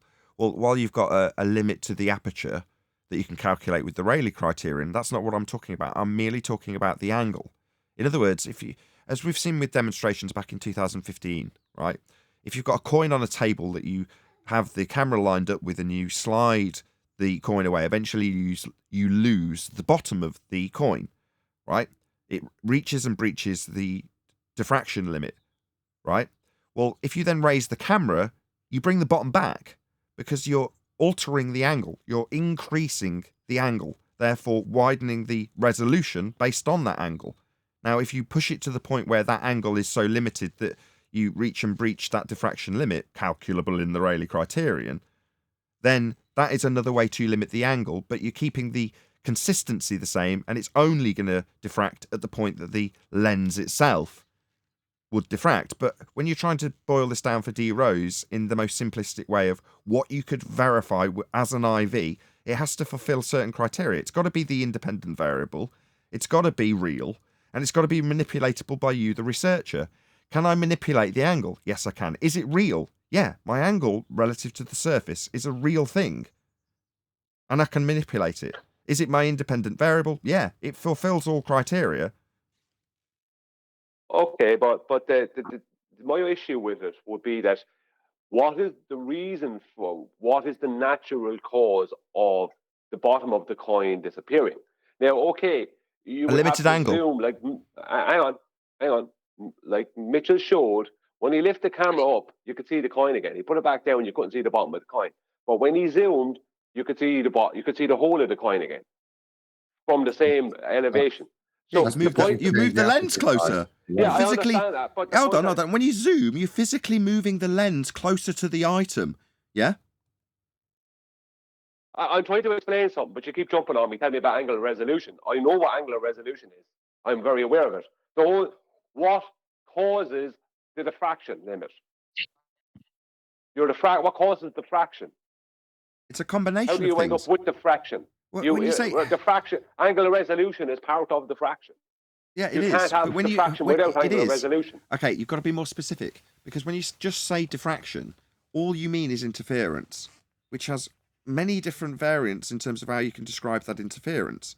Now, if you're talking about the breaching of the point that's described in the Rayleigh criterion, that would be where you, if it was in terms of the pixels of a camera, where 2 pixels are distinguishable from one another, and then at a greater distance in this instance, pushing the coin back, they merge together as one. In other words, you can't distinguish one from the other. There is, quote unquote, interference. Well, that interference, the 2 interfering with each other, the 2 pixels in this example, that's diffraction. There's no discernible difference between those 2 words in their descriptive context in this regard. Interference is diffraction. Now, when you say what causes the interference, that would be to say what causes one pixel, the bird, and the other, the ground, to not be resolvable anymore. Well, that is based on angle. Now, you can further extrapolate out that if you'd already done the experiment to establish that angle has something to do with it, that the limitation of the lens also plays a factor in terms of where that limit would be with distance. But in terms of merely what would cause it, if you could just establish one thing to vary that you have control over as a researcher, that you could have as your independent variable, angle is the only thing that I can qualify it with. If you want to put it in science, this is the first time I've been challenged to do so, by the way. No one's ever put it in this context. I mean, well done to D. Rose. It's generated a great discussion. Thank you. That's why I did it. No, because... Hold on, Hold on. Hold on, That's D. why I Rose. did it. That's why. Okay. Just one sec. Go ahead, Brian. Yeah, see, I don't separate angular resolution from diffraction because diffraction is caused by a lack of the angular. It's caused by the angular resolution limit. It's because of that interference. You have 2 things amalgamating, and you can't decipher between them which is which, like the bird and the sea surface. Let's just say, right? You have the bird, sea surface, and the sky all meeting at the same point. So I don't separate them. So yeah, okay, I concede. Yeah, you'd have to manipulate the angular resolution limit.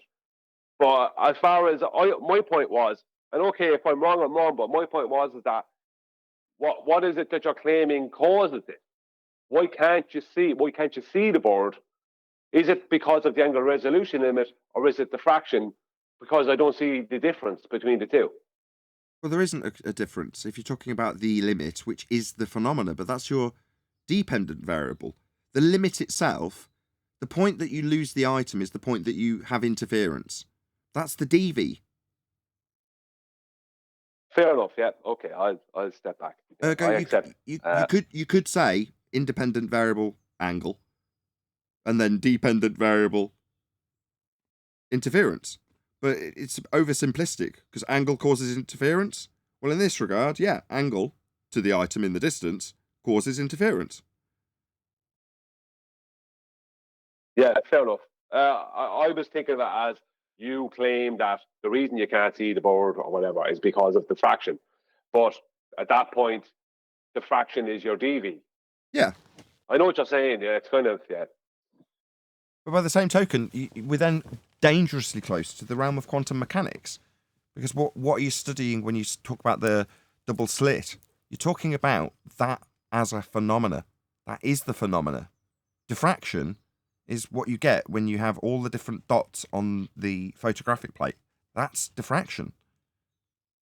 Right? So then you're into, okay, when you establish that what causes diffraction, in this case, interference, it's not going through the slit and hitting behind, it's going off to one way, off to the other way, and then you can work out your probability distribution, aka wave function, from the diffraction pattern.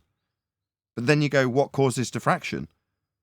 In other words, what causes to not know where that particle's going to be when the next one comes? We don't know where that particle will be on the horizon. When you boil it down to the establishment of cause and effect reasoning when it comes to light, we're no longer in the purview of my oversimplified cause and effect reasoning with angular resolution, and we're down to knowledge of which path the light has traversed. If you Go on, John. also, if you change the angle to the double slit, does that means what? Diffraction still occurs. Right. You see what I'm saying? Absolutely. So we're beyond where we might start to answer D. Rose's question. Yeah? We could establish cause and effect if you could qualify it as a validated DV. But as soon as you do, and you do as we have done and got to the point where we're describing light diffraction, that is a phenomenon that's been studied. But it didn't come up with me walking up and down and getting up and down on a tree like our opponents ask us to do when they tell us to look at Earth curve as the horizon. We get to quantum mechanics. And lo and behold, we come full circle, because what are we talking about with Dr. Becky, and indeed Legal Bytes? We're talking about Newtonian concepts superseded 108 years ago by Einsteinian calculations, debunked by quantum mechanics. And what's quantum mechanics? Well, we're talking about the study of light and light diffraction, knowledge of the which path, the evolution to the semiconductors that we are using to communicate with. Mad world, isn't it? When you boil down, what is Earth curve? All right. Well, you could describe it as the diffraction limit. What's diffraction?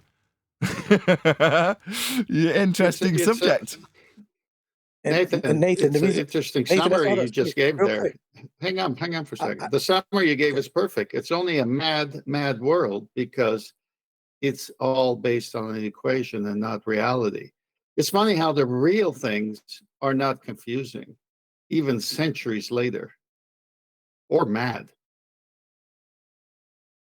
Okay, we've been going for a little over an hour. I don't know, we're only a little bit away through Becky, not anywhere near enough to ascribe an entire show to him, but I don't feel justified extending the live show when we're only 2 minutes into a 19-minute Becky video. There's hardly anybody watching. There's only 100 people watching.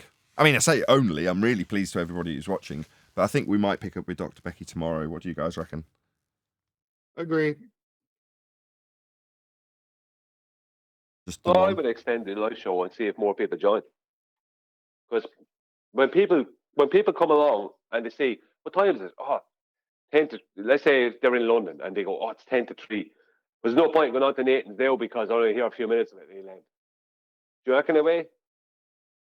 Maybe you get more viewers. Maybe you'd get more viewers on a regular basis if the show was that extra half, the live show was that extra half an hour longer. I don't know about that. Anyway. Well, if you look at the times when you did have a longer show, you look at the more viewers that you had on those longer shows. Yeah, but those shows were always super exciting, whereas this one's been middle of the road.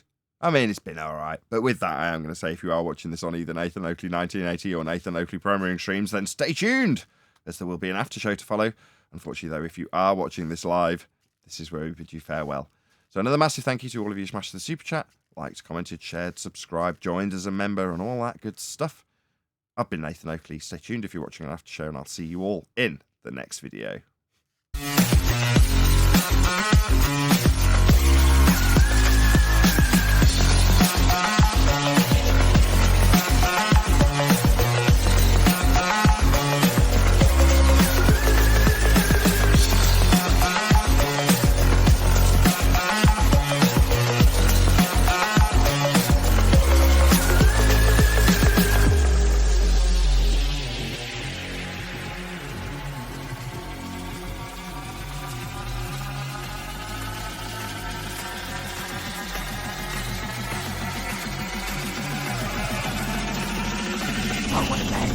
What a lovely day!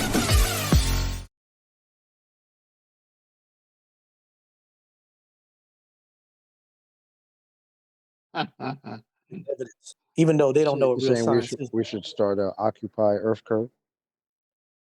That would be Can y'all hear that would me? be a waste of your time. I think Can y'all hear me? We hear you, D-Rose. I'm just going to say I'm going to label this show about legal bites rather than Becky, and we'll carry on with Becky tomorrow. We literally only got 2 minutes of a 19-minute video into that show, so I think it's only fair to...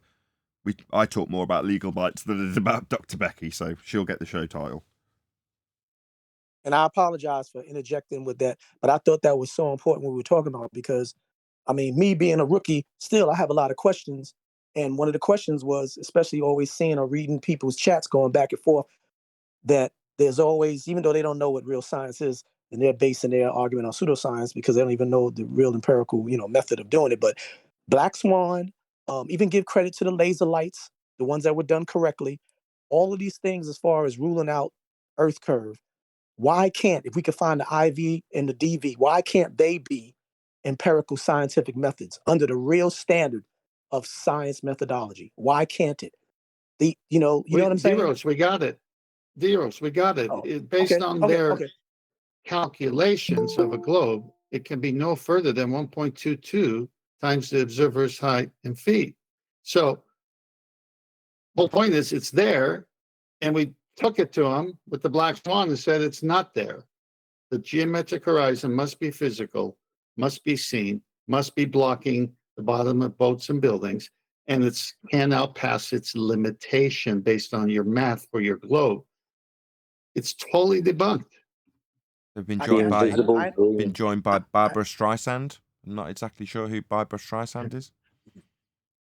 Gravity And is not a 10th man. force. All right, why Barbara I Streisand? knew it was. What's that all about? I It's had Barbara another Streisand. wrench to throw into the mix regarding Wait, this as hold up. the natural. I'm going along with what you were saying.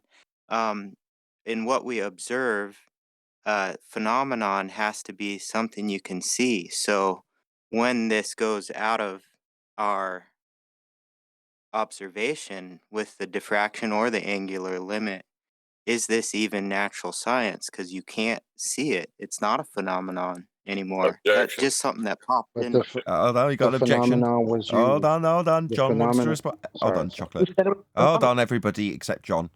Go ahead, John. You said it has to be something you can see. No, it has to be something happening. If it's something you can see, you're talking about it now.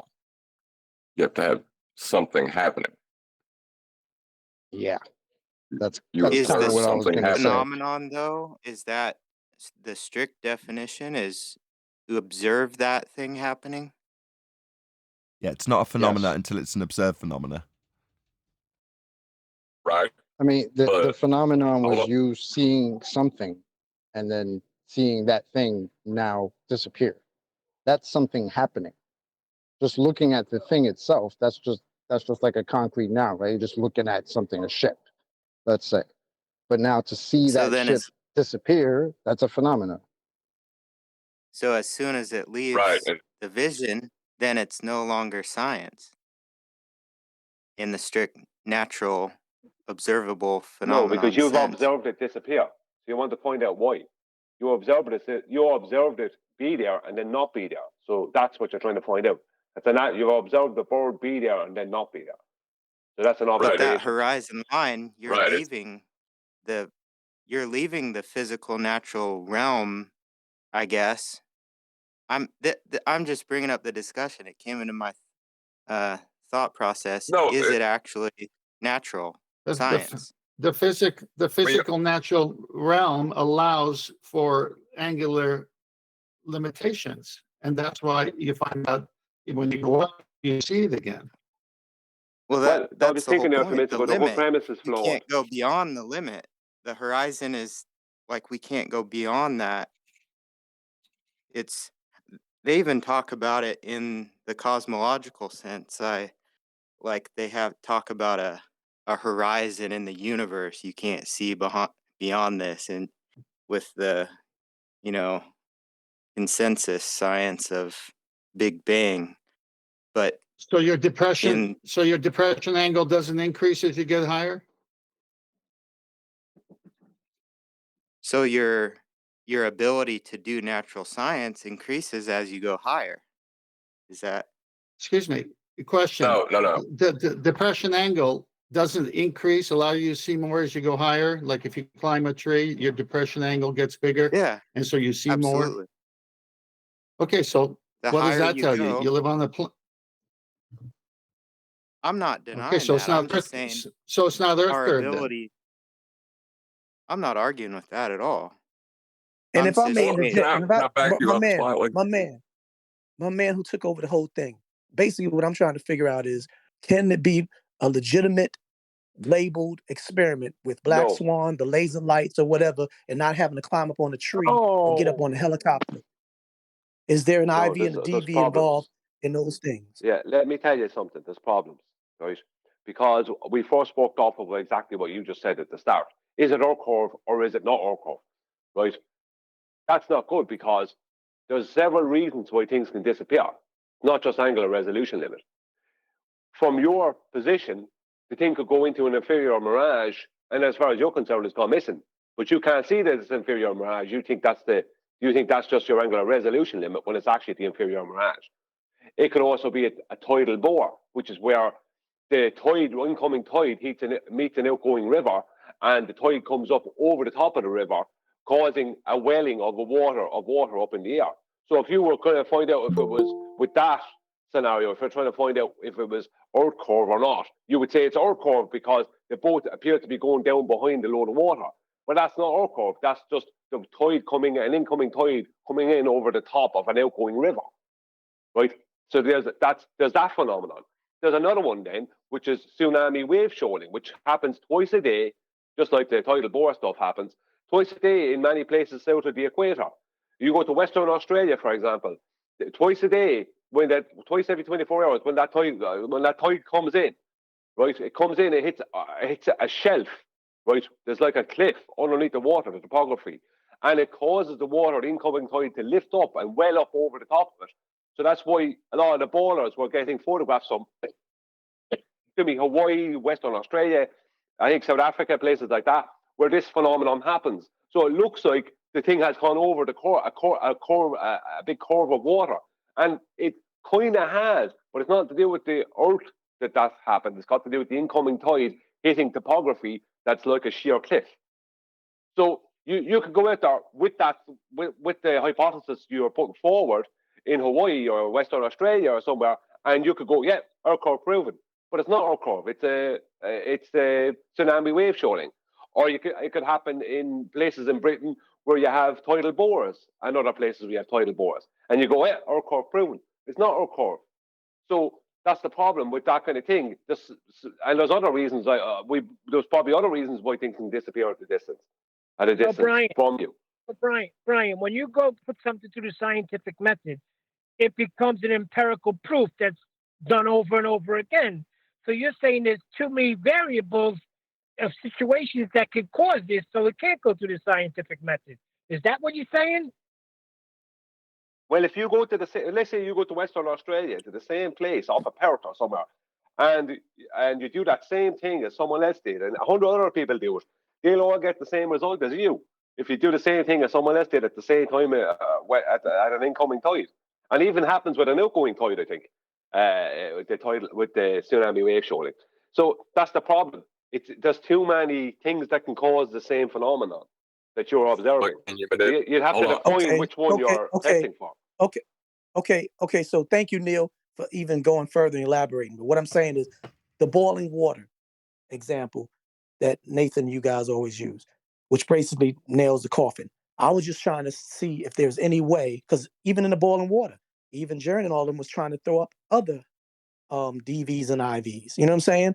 Which made it be like, no, it's pressure. Oh, it's this. Oh, it's that. But at the end of the day, there was one thing: heat. So in this example I'm giving, whether it be Black Swan, which was an observable demonstration, if you will, and the laser lights from 100 miles away, where they said, I can see you, all of those things prove that there's no Earth curve. However, how come those cannot be, unless we can't find an IV and a DV, how come those can't be considered, even though there may be other variables, diffraction, refraction, so-called atmospheric, unquote, interference, whatever you have, why can't those things be experiments that are legitimate scientific methods?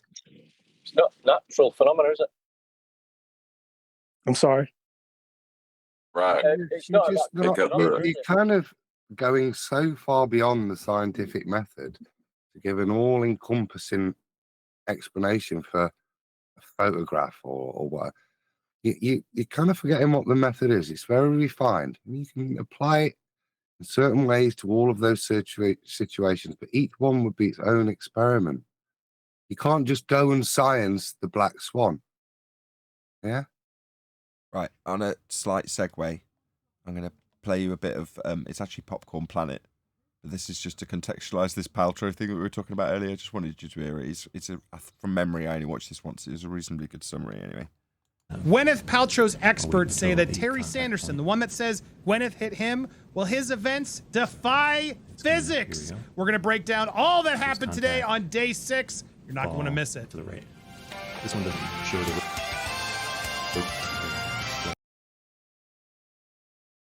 Got something else playing in the background, it seems.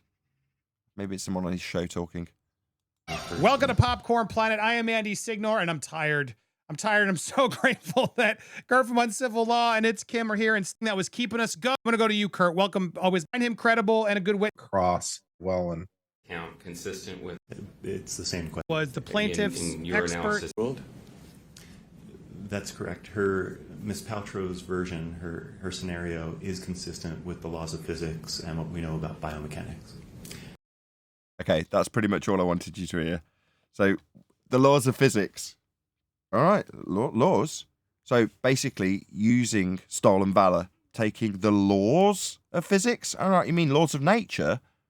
All right, but that's not what he's using. He's using newtons and calculations of forces he hasn't measured. But hijacking the science, making it sound sciencey. At some point, he's like, well, this is just the science. Well, no. Yeah? Val, that's what I call. Good. If he wanted to keep it accurate and not be wrong, and everybody, just go over everybody's head, he could have said that the way it happened, according to the complainer or the can't remember what the person taking the action is called, but he could have said that it contradicts the laws of motion, right? And he would have been factually correct, but he didn't do that. Right. It's like all of them. They all steal valor from science. So in the Johnny Depp trial, it was the shrinks, the quacks were doing it. Oh well, this is the science. You can't argue with the science. No, you've done a load of tests, and tests in this example are literally tick boxes. That's it. That's not science. But they want to steal valor. They want to make what they're saying. Oh well, I've done better at taking tests and doing reports. Therefore, mine's better science. It's not science at all. But it sounds like it if you're very determined with your maths or your measurements and how good they are. Therefore, really good science. And it isn't.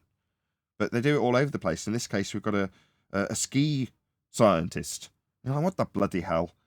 All right, what's he talking about? Oh, he's got some maths for how much forces would be involved.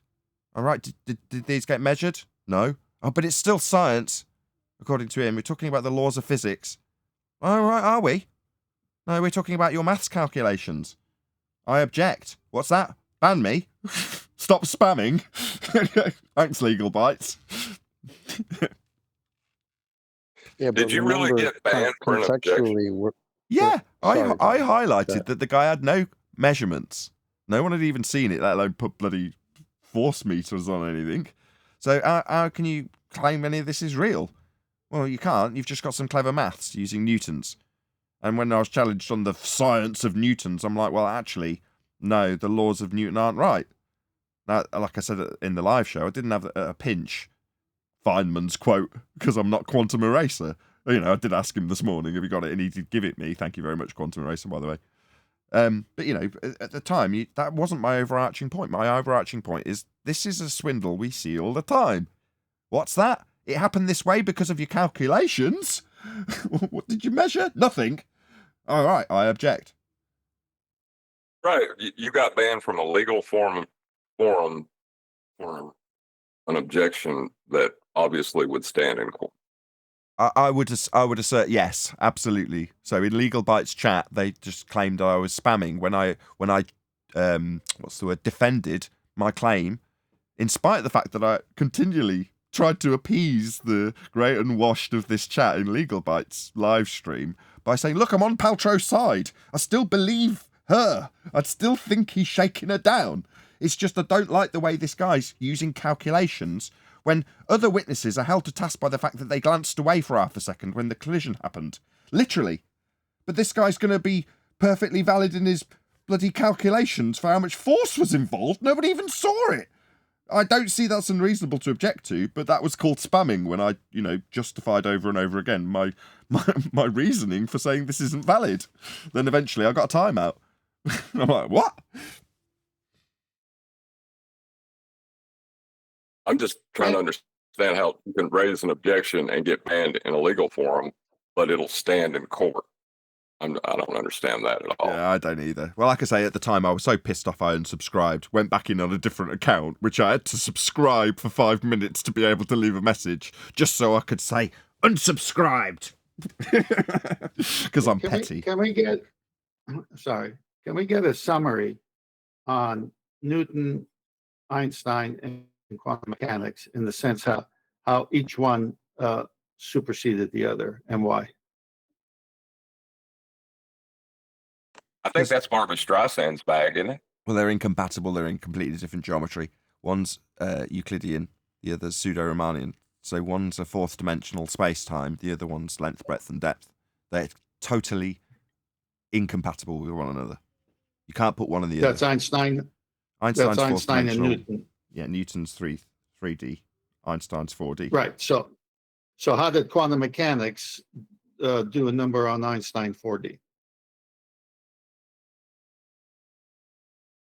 How did Einstein debunk something that has an inherent speed of light? No. Well, you did a good one there between 3D and 4D, and so different geometries, and one superseded the other. So now quantum, from what we see, quantum mechanics debunked Einstein. Just a clear description of what they mean when they say that. Quantum eraser. How did quantum mechanics debunk Einstein? I mean, if he doesn't answer, I can tell you. Go ahead, John. I was going to say, go on, John. No, go ahead, Brian. No, just to be fair, Brian did do a video on this 2 weeks ago, but go ahead, John. Bell's inequality the inequality was expressed in a lab. The inequality applied to relativity, but it all has to do with the locality of a particle. And since quantum mechanics has proven non-locality, relativity is debunked based on its need for a known path. They're saying in relativity, you've got a known point that you can calculate things from, hence the name. It's relative. But you're going to have a known point and therefore known speeds for things like light as a particle in that 4D geometry. Whereas when you talk about quantum mechanics, you're talking about non-locality. Therefore, you don't have a fixed point to calculate from. And as soon as you don't have that, you can't do Einsteinian fourth-dimensional pseudo-geometry, correct? Right. I'm just summarising. I couldn't have explained that, which is why I passed to you. But yeah, was that a reasonable summary? Yeah, I think so. Oh, jolly good. Don't I sound smart? Thank you, John. The basic way is that quantum mechanics showed that light didn't adhere to the two-way speed calculation. That was the point, that they were seeing light be instantaneous as opposed to adhering to a calculation. That's one of the main things.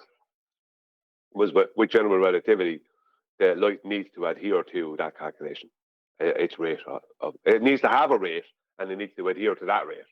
If you understand what I mean, light is boxed into being a certain thing that has to do a certain thing within a certain calculation within general relativity. Whereas in reality, that's not the case. Do we have any fundies in Discord? I don't normally ask, but I may cut the show off in the next 5 or so minutes unless there's a blazing row that kicks off. Just so you know. What happened to the flat earth thing I posted about having equal time in schools? We didn't even touch that. I can do that now if you want. Did you Come present on, any Neil. article though? I didn't see any article presentation. No, it was posted in Masturbators, so it doesn't give me the time. It does 14:27, 27 minutes past the hour. Equal time for flat Earth science, and then it's an article about. Well, Neil, you tell us. Yeah, I'm driving. Oh well, thanks. Good job you brought it to our attention at this moment. Given that I'm blind Can and you I have imagine no if- idea what it is. Somebody Can you pull it imagine up. if? Can you imagine if Conspiracy Cats was tasked with the challenge of teaching kids so-called flat Earth science? Can you imagine how he would label it all and how he would describe it and how derogatory he would be?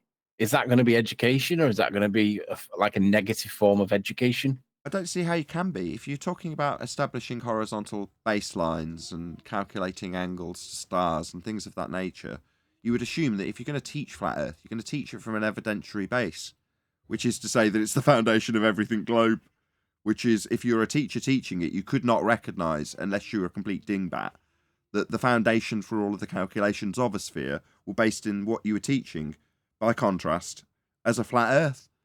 Because that's what you teach, right? It's a false No, you assumption. have to Fella. teach the truth. You're crediting Conspiracy Cats in this case with like a decorum of professionalism, right? I can imagine what he'd do. He would get a piece of paper, he would draw a line on it with a ruler, and he would agree that everybody and get all the kids to parrot back that the line on the paper is straight. And then he would fold it back on itself, so he makes a cylinder, and then he would say, "Is the line still straight now?" And they'd all say no. And he'd say, "What shape is the line?" He'd say round or circular. And then he would say, "Actually, it's a straight line because," and then he'd start warping it so that they'd all come out of the classroom that day thinking that straight lines are curved lines, and they were equivalent. And that's how it would actually go. Okay. So what Anthony's just described is how people take a three-dimensional conceptual shape, reify it into something physical, in this case a piece of paper, which they can describe in both 2 and 3 dimensions, draw a straight line on it, and then say, when I curve this three-dimensional piece of paper, it forms something called a geodesic. Assuming that you take the three-dimensional bent piece of paper as being the fourth-dimensional time dimension in Einsteinian pseudo four space-time, and the line that you're traveling on is a journey through a duration that's going to be bent, not the line in physical terms on the paper, but the line in a conceptual medium that you are traveling through that's bending as a result of mass being uneven. That's pseudo four space-time. You can justify it that way, but I just call that lying because, like, no matter how you describe that line, it can't be described as straight. I know what they argue for making it a straight line, but can you imagine little Billy going home and telling his mum and dad, "Hey, Dad, check this out. Here's a straight line," and then he bends it round back on itself into like a cylinder, and he goes, "It's still straight." And little Billy's going to get a clip around the ear from his dad saying, "It's not straight, you Burke." And then he's going to try and explain the nonsense that he's just been taught in school by Conspiracy Cats. No. And the father's going to look at him and say, "You've been lied to." There's something you fight against. No, because Conspiracy Cats wouldn't be teaching that to little Jimmy, because that's a higher education, university level concept. So bent geodesics in space-time is an Einsteinian concept that you'd only get at a university level if you were studying, I don't know which science they'd call it. No, I don't agree. Lines are straight. I don't agree. I think that it would be as long as they curve the straight way. Damn Yeah. it, John. I was just gonna... I think it would be the pivotal. Did it you would hear be the that? pivotal Anthony's gravity gonna keep argument, talking. because, like, if they can make kids think that straight lines were curves and they could get that at an early enough age, they would have kids that are like 15, 20, 30 years old saying straight lines can be curves. You'd have literally idiots like we get right now, but they would be coming out of school. Well, there's another problem. Hold on, everybody, stop. They're all Hold on. Quantum Eraser, I didn't hear your objection because Anthony carried on. We got to the end of his point, though, so go ahead. What was your objection? And chocolate. I said curved lines are straight as long as they curve in a straight way. Isn't that? Hold on, that's M. Scott Veach, isn't it? That's M. Scott Veach. Okay. Damn it, John. Go ahead, John. Refracted curvature. Wait, you were citing M. Scott Beach? Yeah. I was going to say that this is built up, like, we're assuming that they're going to teach them the things that we know about flat Earth, which won't happen. They'll be teaching them about the flat Earth society, this pancake Yes, that's what flying I'm in a worried vacuum. about. And then they'll have Newtonian oppose that, and then they'll have an explanation at the end of why that's why fourth dimensionally Earth is a pancake rising up in this vacuum. It's guarantee- actually a 3D you can- spheroid. It's nonsense. It'll all be nonsense, I promise. You can guarantee the phrase gas pressure needs a container will not appear in that part of the curriculum. It'll be something else completely, and the kids won't even know that you need a container. They'll completely omit the stuff that's important, and they'll put it with bullshit that they tell us that we say, and we don't. An equator is a straight Oh, line. In spherical geometry, that's true. Look up the definition. No, straight lines do not curve. In spherical They are not geometry, circular. a straight line is one that will curve.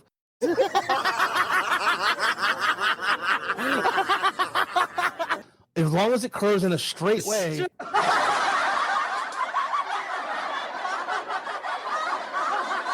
Along a sphere. That's correct.